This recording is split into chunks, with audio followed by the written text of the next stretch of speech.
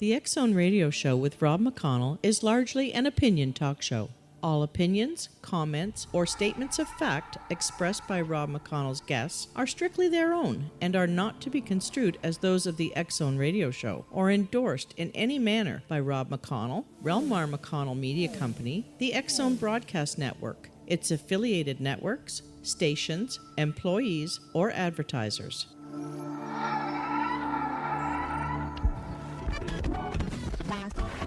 All Hit Radio.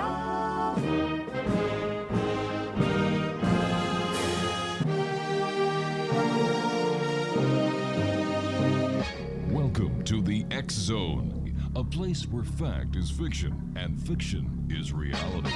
Now, here's your host, Rob McConnell.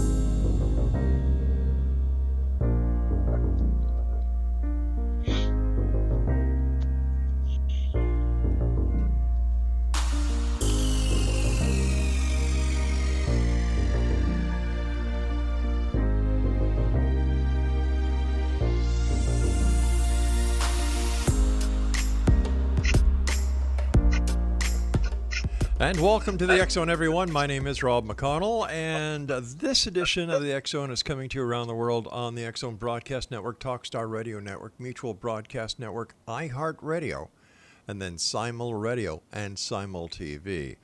If you'd like to send me an email, xzone at xzoneradiotv.com, on all social media sites, X Zone Radio TV.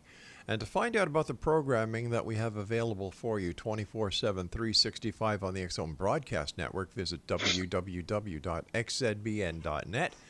And for the X Zone TV channel that is exclusive to Simul TV, visit www.simultv.com. I must tell you, I just received the rushes from CalCorp on the investigation into the JFK assassination. Amazing footage. Truly amazing, groundbreaking, and once and for all, the definitive answer and solution to the JFK assassination. It's a 6-part series. The first series that Cal and I are producing is the JFK assassination, with 5 other shocking and riveting other investigative series. My guest this hour, X Zone Nation, is Adam McGIRR. And he is Vice President of the British Columbia Scientific Cryptozoology, zoology Club, and has been studying strange creatures like sea serpents and Sasquatch for 15 years. He has participated in numerous field expeditions and conferences, made several television appearances, as well as interviews in newspapers and magazines on the subject of monsters and mysteries. By trade, Adam is a technical writer and trainer. The BCSCC takes a scientific, skeptical approach to the investigation of creatures not yet recognized by the scientific community. These include such famous examples as the Sasquatch, Yeti, Ogopogo, and the Loch Ness Monster. Their mandate is to understand where these creatures may fit into the greater picture of the realm of natural history. Now, they do not subscribe to paranormal, occultic, or supernatural viewpoints when seeking the nature and origins of such animals. The website is www.bcscc.ca. And Adam, welcome to the X Zone. Thank you for having me. Wow, where did your interest and the quest to study all these cryptozoological creatures come from?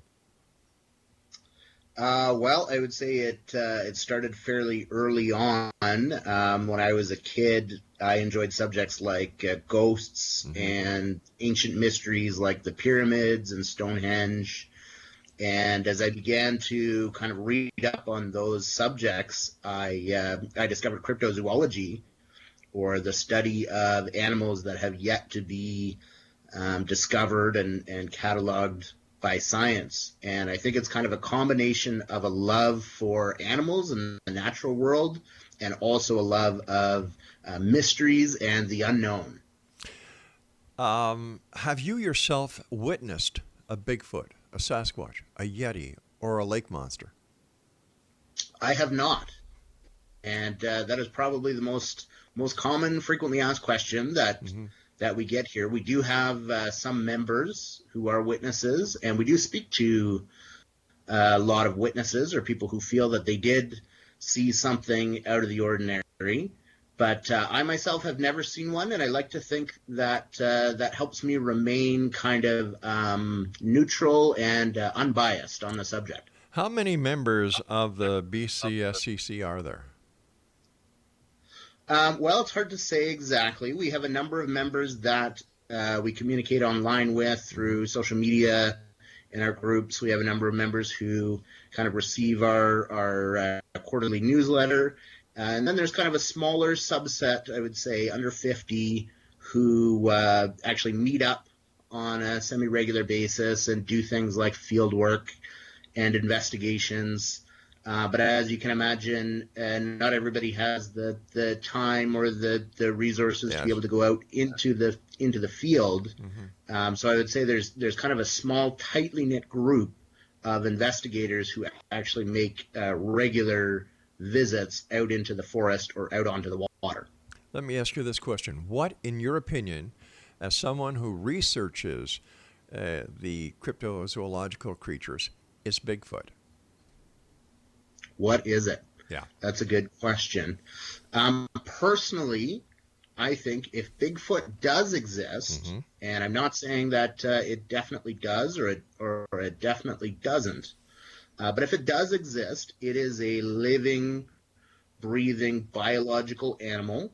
It may be related to us, to Homo sapiens, in some way, shape, or form, in the sense that people often describe a bipedal that is walking on two legs, a gorilla-like creature, a very large ape-like creature that is covered in hair and walks on two legs. So it could, in fact, be a branch off from our own ancestors at some point, or a kind of more primitive version of Homo sapiens or Australopithecus that became a lot more robust in the shoulders and a lot larger to be able to live outdoors all the time. Your best guess, how many Sasquatch are there roaming the woods and the beautiful mountains around Surrey, BC, where you're located? And let's take the entire province of BC.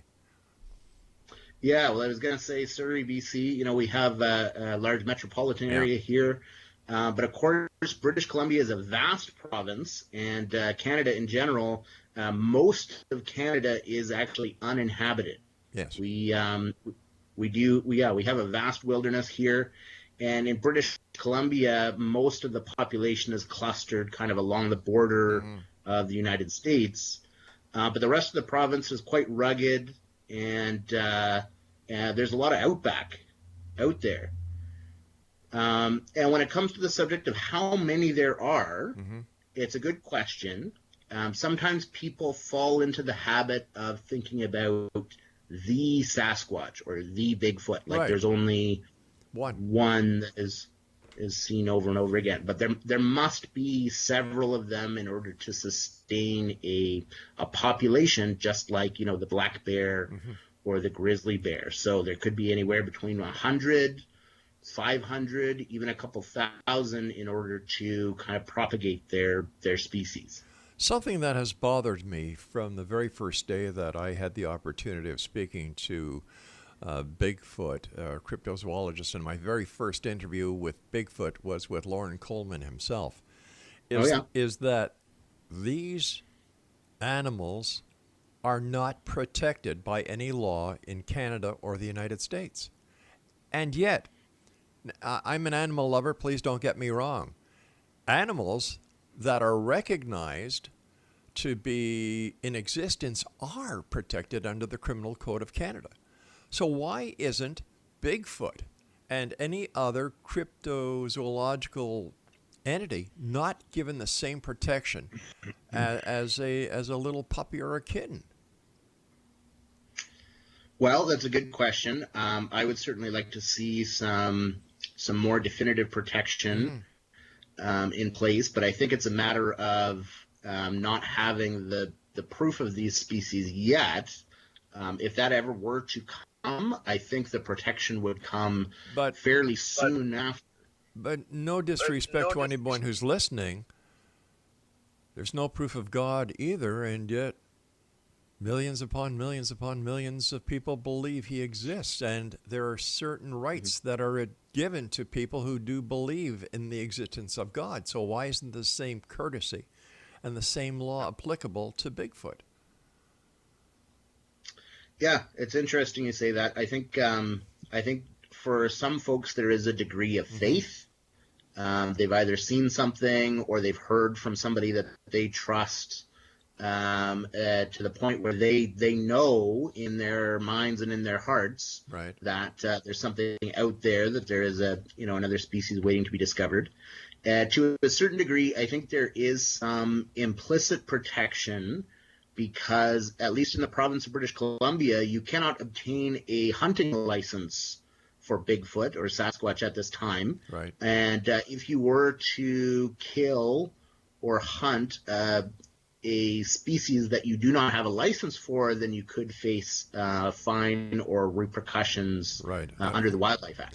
All right, stand by, Adam. You and I have to take our first break. Exo Nation, Adam McGIRR is our special guest, and he is a vice president of the British Columbia Scientific Cryptozoology Club, and their website is www.bcscc.ca.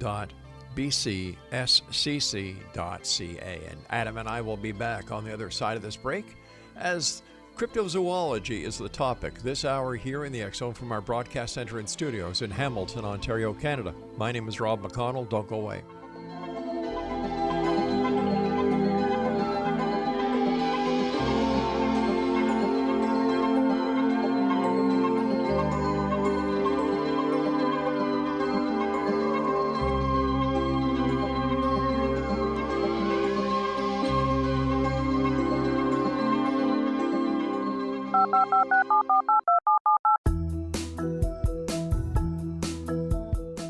Did you know that when you're on the road with limited data or Wi-Fi, you can still listen to the X Zone radio show with Rob McConnell, The Science of Magic with Gwilda Wiyaka, X-1, Dimension X, Space Patrol, and every minute of the X Zone broadcast network by calling 213-401-0080, courtesy of Audio Now. No smartphone, app, or internet needed. It saves your data plan, and it's free if you have unlimited minutes.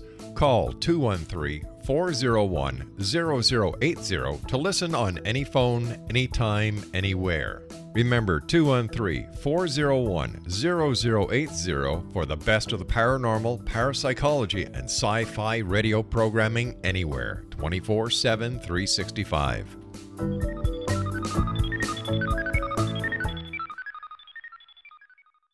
You have heard of the X Zone? Now watch it on Simul TV. Plus 500 video games, live TV channels, free video on demand, worldwide, and more. Does this sound like tomorrow's television? Well, it is, but you can have it today, right now. It is Simul TV. Simul TV offers what the others only wish they could provide. 15 exclusive channels like X Zone, sci-fi, and horror. We are worldwide. No other provider offers that. 500 built-in video games. No need to have an extra expensive system. We have them included. Free video on demand. Live streaming events from around the world. Interactive online network, and much more. Tomorrow's TV today. Simul TV. Sound too good to be true? Well, it's not. You can have Simul TV today. Sign up at simultv.com. Do it today.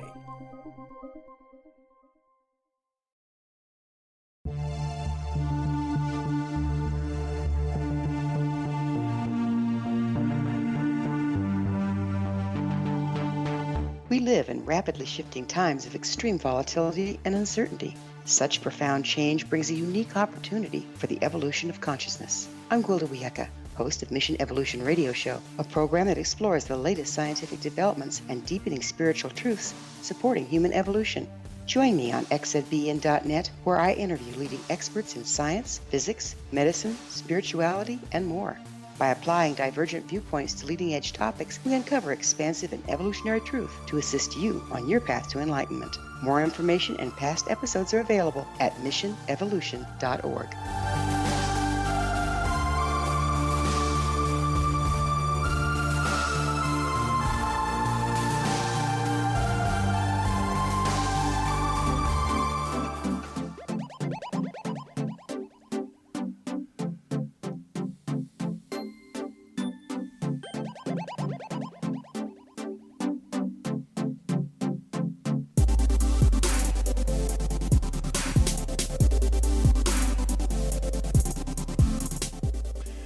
little bit of family news here today, X-Zone Nation. Laura and I are very proud to announce that earlier today, at approximately 5 o'clock Eastern, our son and daughter gave birth to a little baby boy. This is our 12th grandchild, Little Link.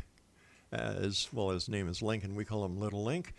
Weighed in at 8 pounds, 12 ounces, and both mom and dad are doing great. And little Wyatt, Link's brother, can't look for, he's so excited and he just can't wait to take the role of big brother to the next step. So to Susie and Clint and Link and little Wyatt, love you guys. Proud of you all. My guest this hour is Adam McGIRR. He is the A Vice President of the British Columbia Scientific Cryptozoology Club. Their website is www.bcscc.ca. All right, Adam, what do we know about the creature that we call Bigfoot? What do we know about his social life, his home life, his family life? Well, the honest answer is not a whole lot. We're still very much in the discovery phase in terms of details about what the habits of this animal may be. Right. But I think if we are thinking about this like a living, breathing creature, then we have to assume that these animals meet up somehow. They might have some sort of mating call.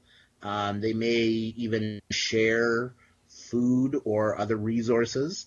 And some people believe that they have nesting sites where people have discovered either, structures in the forest that look like they were put together with very large fallen limbs from trees, or matted areas that look like something may have bedded down for the night.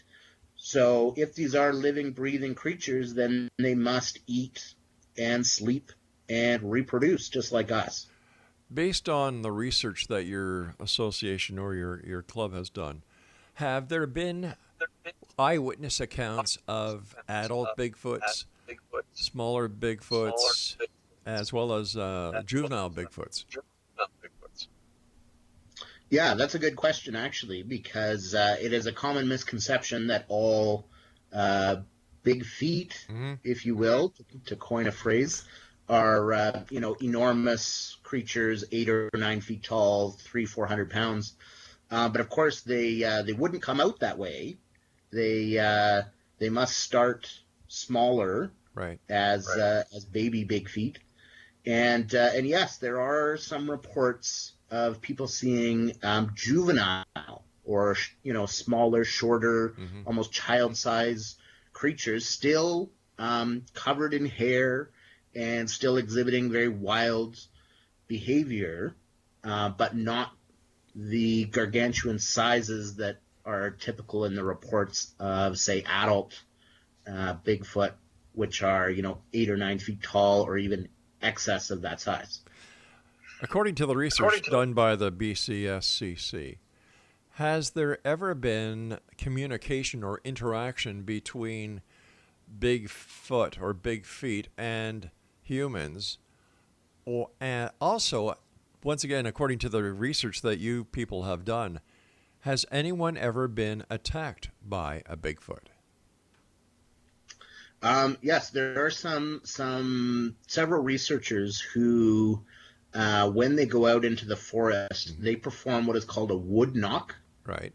And basically that involves taking a very large stick, like a branch, and beating it onto a tree to produce kind of a very loud sound. Right. And a lot of the time, those sounds are repeated back to them, certain patterns of sounds, and some people interpret that as a form of communication by Bigfoot, or even as a warning to kind of move away from their area, that the investigators may not necessarily be welcome there. And then there's another set of researchers who have a number of sound recordings. So they've recorded howls, yells, and screams in the forest that they can't attribute to any other animal, such as a coyote or even an owl. They hear these sounds, and sometimes they will try to reproduce the sound in reply in an attempt to get a bit of a dialogue. So would this mean that the Bigfoot is a territorial species? Yes. Well, I think certainly if we're talking about a very large animal that roams the forest and forages for food, it's, to my mind, that's very similar to something like a bear, like a black bear or a grizzly bear. Right. And we have to presume that these animals would know the territory much better than we do, and would naturally either shy away from confrontation, if they were to hear something like a truck or a 4x4 or construction equipment in the forest, that they might attempt to either warn people away, scare people away, or they would simply retreat to higher ground or deeper into the forest, which may account for the lack of good quality photos and video evidence, because, simply put, they hear us coming. Mm-hmm. All the work and all the building of communities within the forested area, is this causing, number one, more sightings, and number two, more confrontations with the people who are working on these sites? Actually, I would say the opposite. I think there are fewer sightings now and fewer confrontations because of things like highways and noisy equipment. If you think about all the work it takes to build a road into a rural, remote area, you need trucks and excavators and chainsaws and bulldozers and that kind of thing. And I think if these animals were already there and they heard even the beginnings of that activity going on, that they would probably move out fairly quickly. And it seems to me like these animals are less confrontational. They don't seem to be predatory, right? In the sense that, to go back to one of your earlier questions, you were asking if anybody had ever been attacked yes. by a Bigfoot or a Sasquatch. And there's a very famous story in British Columbia about a man named Albert Ostman, and he was searching for gold up in the hills, and he had taken a trip into an inlet quite a ways up the coast. It would be 4 or 5 hours from here by boat. And basically what happened was, he said that he was sleeping in a sleeping bag, and then he was abducted by a creature that he described very much like a Bigfoot, a Sasquatch. And then he said he was carried for a long period of time, and that when he was finally put down, he was actually in the company of a small family of these creatures, and that includes the male, what he interpreted to be kind of the father, a slightly smaller kind of mother character, and then another juvenile, like we were discussing earlier. But he didn't sense that they were trying to kill him or hunt him or anything like that. It was more out of curiosity. Yeah. I can just see him. Hey, honey, look what I found. I was going to bring home a dog or a cat. But I got a human. Who knows? Yeah. Based on the research that you've done and other cryptozoologists have done, what is the best guess as to the actual origin of Bigfoot? If you're asking about my best guess, yep. I tend to subscribe to the theory that that these animals are similar to something like a Gigantopithecus or a, kind of a primitive ape that, similar to us, they evolved to walk on two legs instead of scampering around like a monkey or an orangutan. But that they also became a lot more hardy and able to live outside. They developed the fur all over their bodies. A lot of muscles, of course, from moving rocks, for scavenging, looking under rocks for bugs and maybe even crustaceans.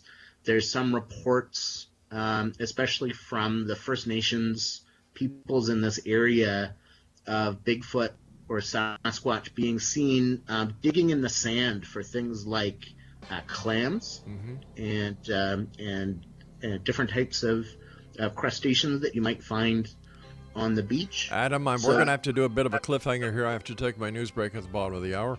Exonation, Adam McGIRR is our special guest, and he is with the British Columbia Scientific Cryptozoology Club. Their website is www.bcscc.ca, and Adam and I will be back on the other side of this break with the news as the X Zone continues from our broadcast center and studios in Hamilton, Ontario, Canada. Don't go away.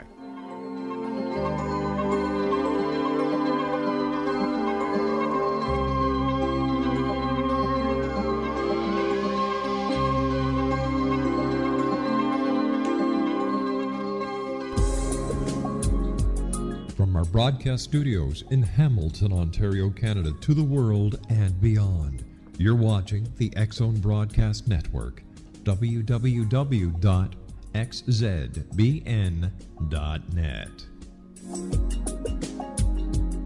AVS Media. You have heard of the X Zone? Now watch it on SimulTV, plus 500 video games, live TV channels, free video on demand, worldwide, and more. Does this sound like tomorrow's television? Well, it is, but you can have it today, right now. It is SimulTV. SimulTV offers what the others only wish they could provide. 15 exclusive channels like X Zone, sci-fi, and horror. We are worldwide. No other provider offers that. 500 built-in video games. No need to have an extra expensive system. We have them included. Free video on demand. Live streaming events from around the world. Interactive online network, and much more. Tomorrow's TV today. SimulTV. Sound too good to be true? Well, it's not. You can have SimulTV today. Sign up at simultv.com. Do it today.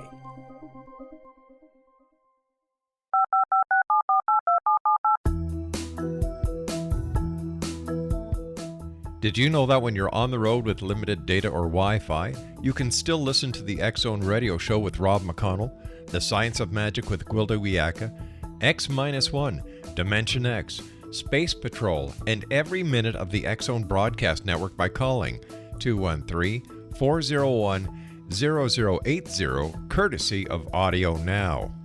No smartphone, app, or internet needed.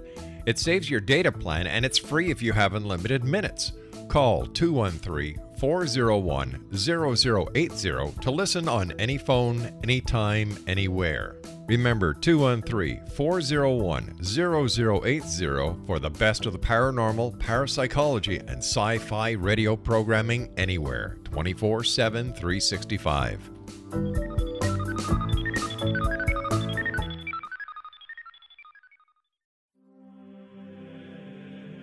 Rob McConnell here, presenting an overview for Nicholas Paul Jennings, author of a fascinating book, Amen. It presents facts revealed by Egyptologists, facts that enable us to understand why Amen is the beginning of creation of God.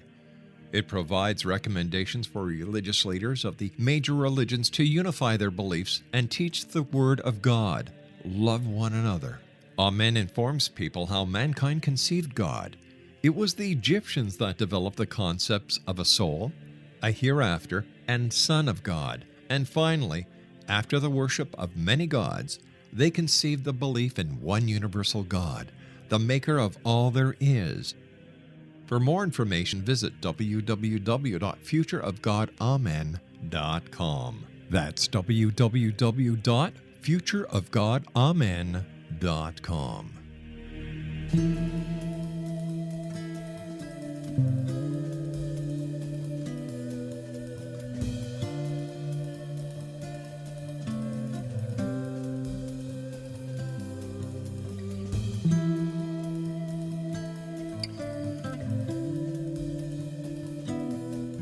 We're talking about Bigfoot this hour with our guest, Adam McGIRR. He is one of the vice presidents of the British Columbia Scientific Cryptozoology Club. Their website is www.bcscc.ca. Adam, before we went to the break, you were saying that there have been reports from some of the Indigenous Canadians in that area who've actually seen Bigfoot digging in the sand as if we're looking for clams or other crustaceans. What else have the Indigenous people reported? Well, in fact, there's a very rich cultural tradition amongst several different First Nations peoples, at least in British Columbia, describing creatures like Bigfoot or Sasquatch. And in fact, the word Sasquatch is likely derived from a First Nations word that might be closer to Saskats. So essentially, there have been people here for thousands of years, and the stories of these kind of large creatures go back in their oral traditions quite a long way. And in some cases, they're seen as a good omen, and in some cases, they're seen as a bad omen if you encounter one. But it really varies depending on the people and their particular set of legends. But I think in general, people, more modern researchers, try to reconcile what we see today in terms of the sightings and the descriptions with some of these legends that have been around for hundreds, if not thousands of years, and suggest that these First Nations peoples were in fact aware of these animals long before the Europeans came to North America. When were the first reports submitted to the BC Wildlife and Fisheries Department as well as to the Royal Canadian Mounted Police pertaining to Bigfoot, Sasquatch? Yeah, I don't have information on that specifically. I think a lot of encounters would have happened fairly early on during while Canada was kind of being explored and being discovered. And in particular, in British Columbia, our forestry industry was very busy in kind of the early in the 50s and 60s, 1950s and 1960s. And there are stories from older than that. But I think while we were beginning to really develop roads and highways, and perhaps these animals hadn't realized exactly the extent of our reach. Right. It seems like there were quite a few stories that came out at that time of logging truck drivers who would see something that they couldn't explain.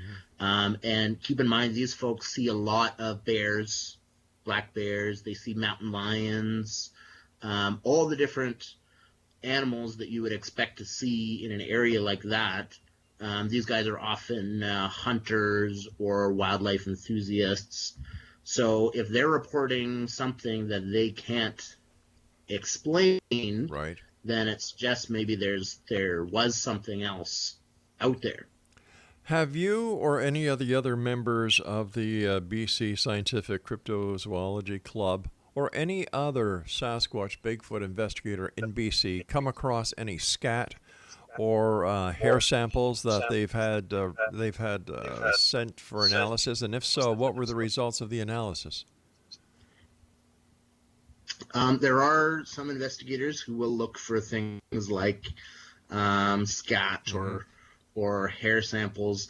To be honest, it's very difficult. You're dealing with a vast area, and odds are if you see something like that in the woods, chances are it will belong to something like a bear a wolf, a coyote, Right. a dog. You kind of have to eliminate all of the usual suspects first before you can jump to something like an unknown hominid. Right. But it's actually quite a bit more common for investigators to find tracks, and these are basically impressions in the earth, in the soil, that don't seem to belong to any one of those animals, like a bear or a deer or anything. And in fact, I have one here that might be, I don't know if you can see this. Yes, I can. Yeah, wow.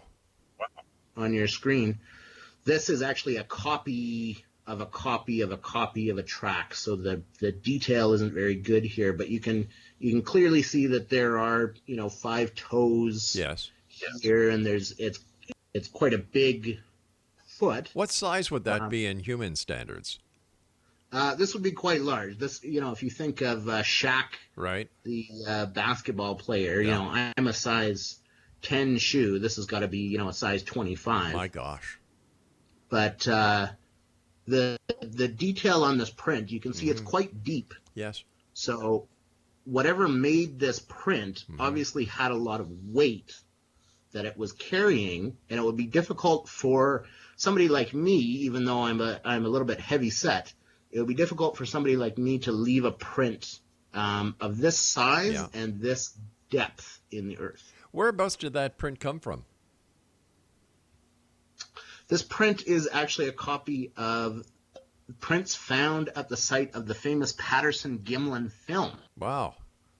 And the Patterson-Gimlin film is probably the most famous piece of Bigfoot evidence. It was a film taken in 1967 in the area of Bluff Creek, California.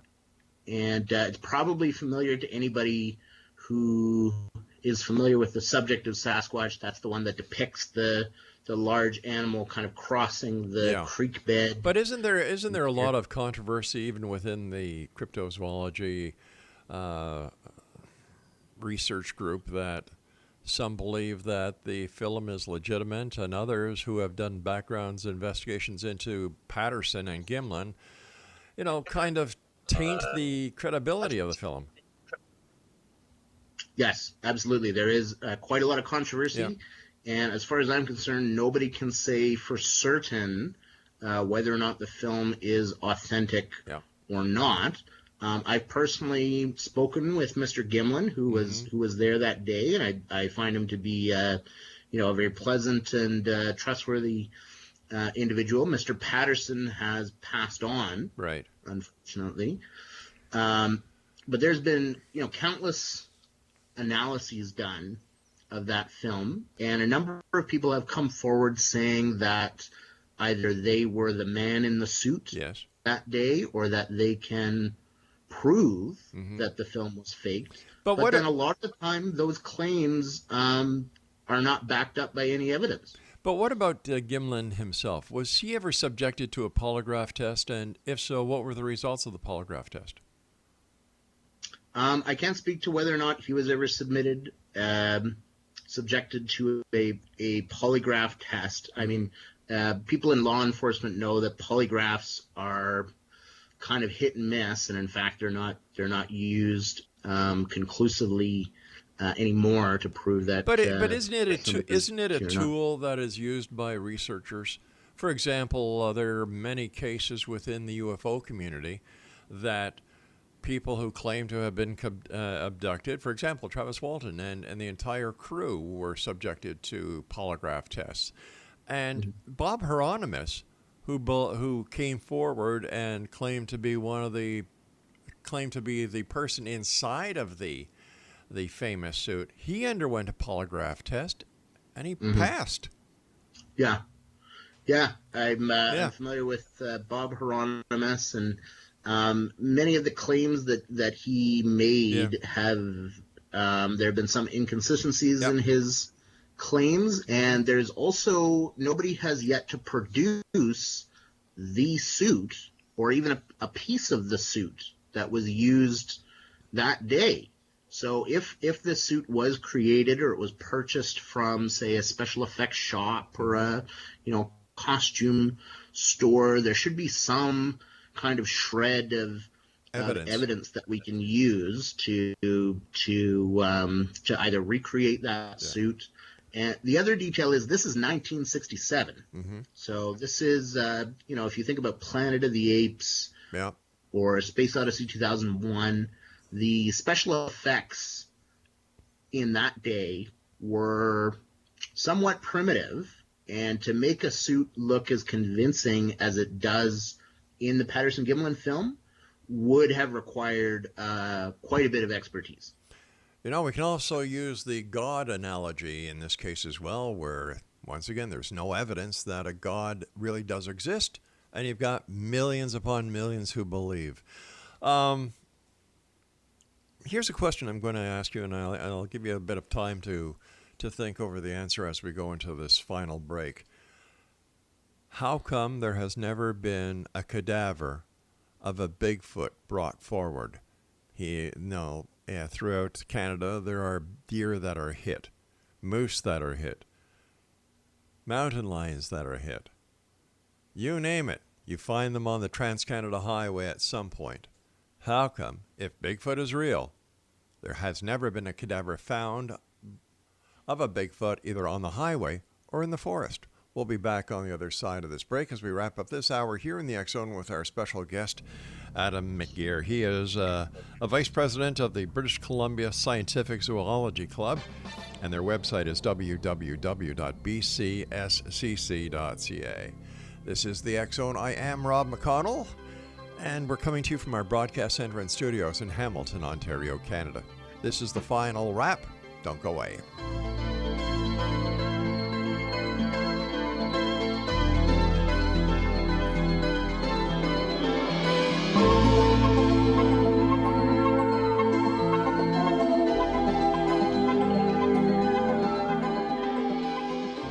Heard of the X Zone? Now watch it on SimulTV, plus 500 video games, live TV channels, free video on demand, worldwide, and more. Does this sound like tomorrow's television? Well, it is, but you can have it today, right now. It is SimulTV. SimulTV offers what the others only wish they could provide. 15 exclusive channels like X Zone, sci-fi, and horror. We are worldwide. No other provider offers that. 500 built-in video games. No need to have an extra expensive system. We have them included. Free video on demand. Live streaming events from around the world. Interactive online network, and much more. Tomorrow's TV today. SimulTV. Sound too good to be true? Well, it's not. You can have SimulTV today. Sign up at simultv.com. Do it today. The new nonfiction book, Razor of Madness, is similar to cult movies like Clockwork Orange, Dragon's Tattoo, or The Other Side of Hell. Wayne Morin Jr. and Thomas Lee Howe will expose widespread and systematic deficiencies in this thought-provoking tell-all novel. Mind control rages among scholars in law schools. Human rights are ignored while thought reform and mental manipulation are accepted practices used as behavior modification. Dr. Louis Jolyon West comes to mind. Media and public scrutiny shows that United States mental hospitals are in fact destructive murder industries. Razor of Madness expose novel details this epidemic through an in-depth professional and personal investigation. For decades, there has been a revolving door policy that still releases killers and pedophiles back into society. The maestro of mind control continues to haunt America to this very day. Razor of Madness is available in paperback or as a downloadable ebook at Amazon.com.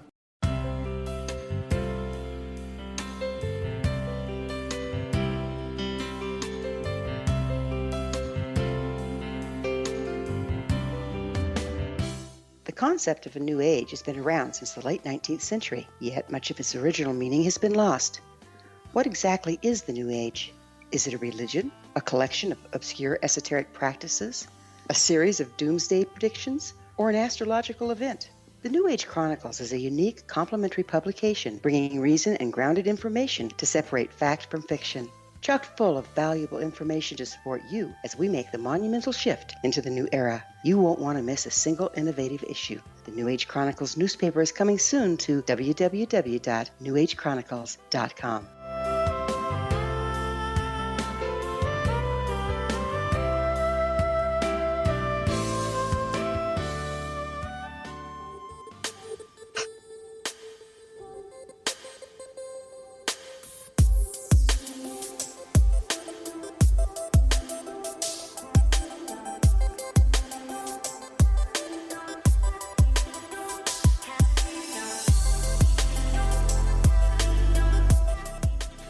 Exo Nation, if you're interested in having your very own radio show or TV show, or if you're a producer and you have video that you would like to have played to the international market, like about 238 million viewers, send me an email, exxon@exxonradiotv.com. My guest this hour is Adam McGIRR. He is a vice president of the British Columbia Scientific Cryptozoology Club. Their website is www.bcscc.ca. First of all, Adam, thank you so much for coming on the show. I've thoroughly enjoyed our conversation. We'll have to have you back on because we still have so many other topics to talk about. But the question I asked before we went to the break, how come we haven't found the cadaver of a Bigfoot? Yeah, I mean that is the number one question, I think, and it's a question that deserves an answer. And in fact, there is no simple answer to this one. I can think of a number of different factors, though. If this is in fact a living, breathing species, it must be fairly small in numbers. Otherwise, we would be seeing these things a lot more often. Yes. Of course, they must live in fairly remote areas where there aren't people.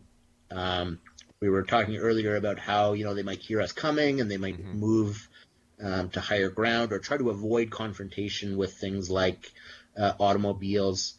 There have been several reports. In fact, I've spoken to a witness who saw what she thought was a Bigfoot crossing the highway in front of her car on the Sunshine Coast. So that may have been a near miss. But yeah, you would expect sooner or later for a bone or a tooth or even a skull fragment to turn up. But once again, a bone, a tooth, even a skull fragment would be hard to identify to somebody going through the woods who saw. They might think, oh, there's the bear got killed or whatever. So I can understand where the conundrum is. Finally, last year I led a campaign against a television show in the United States to get it kicked off the air, where you had these Bigfoot so-called hunters going out to shoot a Bigfoot. I think that it was all wrong. And for a network to even contemplate putting that on the air just for ratings, I think it was despicable. What is your opinion of these people who go into the woods? Now, we know there's poaching. There's poaching of every animal that we know of, but poaching a Bigfoot, what is your take on this, since you are dedicated to the preservation and identification thereof? Yes, personally, I would much rather have a good quality, high-definition video of one of these animals than to know that it was killed. Like we said, it could be endangered. It could be one of the last of its kind, and it could be akin to killing a human. Yes. You may face something like a homicide charge once it's determined, what this animal is. So I think it is a product of kind of the reality TV industry. They want to show people in kind of military gear with rifles and shotguns going out on a stakeout. But we tend to engage in a little bit more of a conservation effort, at least here in British Columbia. We want to encourage people to learn all they can about these animals and the natural world in general, because we think only good can come from that. I agree with you 100%, and I applaud you and your organization for taking that stand.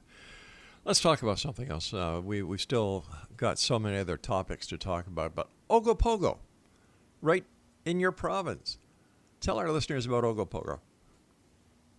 Well, Ogopogo is a supposed inhabitant of Lake Okanagan, which is a very large lake in the interior of British Columbia. It's about a 5 or 6 hour drive from here. And for decades, people have reported seeing a large snake-like creature in the lake. And many people think this might be similar to, your typical description of the Loch Ness Monster or some of the other more famous sea serpent type creatures. like Lake Champlain. What's the there's one in Memphrey, in Lake Memphrey, Magog, and then there's one in Barry's Bay, and the list goes on and on and on. What was the most recent sighting of Ogopogo?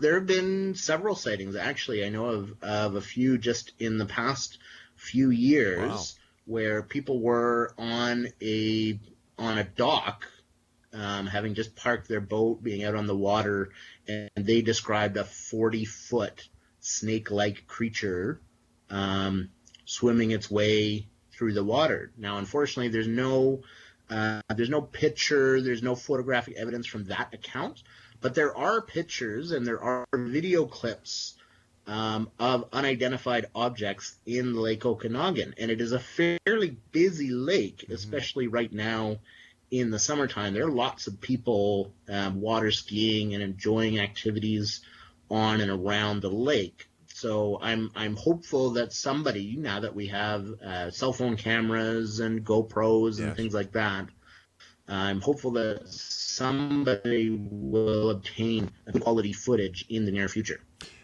Is it possible that Ogopogo is related to the Loch Ness Monster, and could they be leftovers from the Dino Age?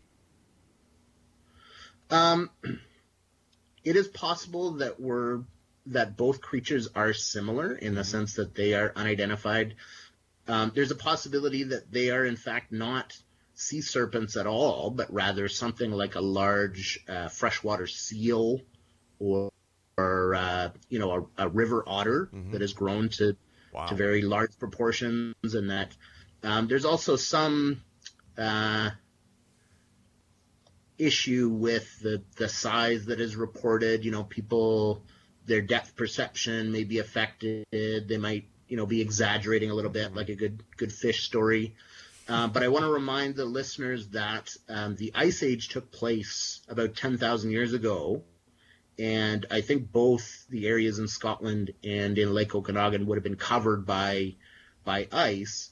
So the likelihood of a dinosaur-like creature having survived all those millions of years from that long ago, through the Ice Age and through other kind of climate change-related activities and that kind of thing, and needing to breed, obviously, and have a sustainable population, I think it is unlikely that it is a dinosaur-like creature. It is much more likely that it is a amphibian or fish or mammal. It's funny when you look at it, the same questions and quandaries that face you with Bigfoot are also the same when it comes to other aspects of cryptozoology. And by the way, in case you don't notice, there's a bunch of tentacles behind you right now. Yeah. That's right.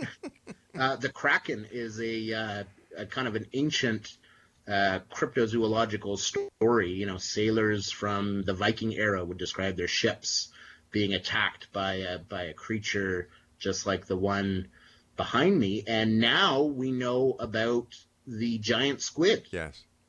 And the colossal squid. So the Kraken may be an example of a creature that was once a cryptid or undiscovered animal that has now been cataloged and identified by science, and maybe someday Bigfoot and Ogopogo will join the giant squid in scientific textbooks. We have about 2 minutes left before you and I have to say so long. What are your final thoughts for the X-Zone Nation watching and listening tonight? In terms of final thoughts, I like to encourage people to learn all that they can about animals and the natural world. And if you're interested in a subject like cryptozoology, unfortunately, there's no degree that you can take. No university offers a degree in cryptozoology. But studies and disciplines like anthropology, marine biology, forensics, even photography and videography, there are a number of different skills that you can learn and you can develop that could help contribute to an interest in cryptozoology. So I would encourage people not to be dismayed and also to keep a kind of a skeptical viewpoint. If somebody has extreme claims that they've seen, a number of different unknown creatures, 4 or 5 Sasquatch together, or a 40-foot, 50-foot long snake, then it does deserve follow-up questions, and you do want to make sure that you use your logic and reason to try to determine the most likely candidate for the encounter. Adam, I want to say again, thank you so much for coming on the show. I look forward to the next time that you're with us, and please give my very best to the other people within your club, and you're always welcomed here on the X Zone. Thank you very much, Rob. I very much enjoyed this. You take care of yourself, my friend, and if there's anything exciting that comes across your desk, give us a call. We'll get you right back on. X Zone Nation. My guest this hour has been Adam McGIRR. He is one of the vice presidents of the British Columbia Scientific Cryptozoology Club. Their website is www.bcss.ca. I'll be back on the other side of this commercial break as we continue investigating the world of the paranormal, the science of parapsychology, and so much more here in the X Zone from our broadcast center in Hamilton, Ontario, Canada. Don't go away.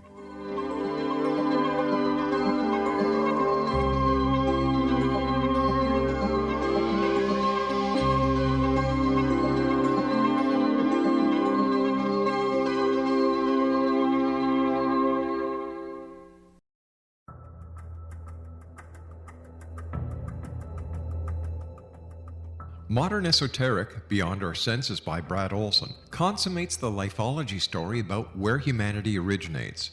It is the lost continents, the primitive wisdom, the mythos of creation, and the rethinking of ancient history as we are taught in academia. There is much more to the story than what we have been told. As this is the first book in the Esoteric series, Modern Esoteric starts at the beginning of time and accelerates up to this modern age. Future Esoteric is book 2 in the series and takes a forward-looking position ahead of today with an open and honest examination of the ET issue and various unexplained phenomena.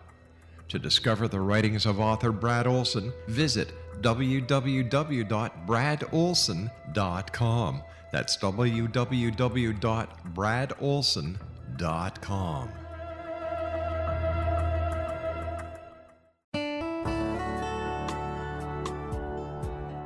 Are you or is someone you know struggling with addictions, depression, anxiety, relationships, low self-esteem, lack of confidence, grief, success, and prosperity? Do you know that your subconscious belief plays a big role in the outcome of your hard work? We can help you permanently change the beliefs that may be the reason for your struggles and failures. We care about getting you the return on your investment and the results you are looking for. We can help you be free of the limitations of your past and in realizing your highest potential. We work with people by phone and Skype. For more information, visit us at www.ritasoman.com. That's www.ritasoman.com.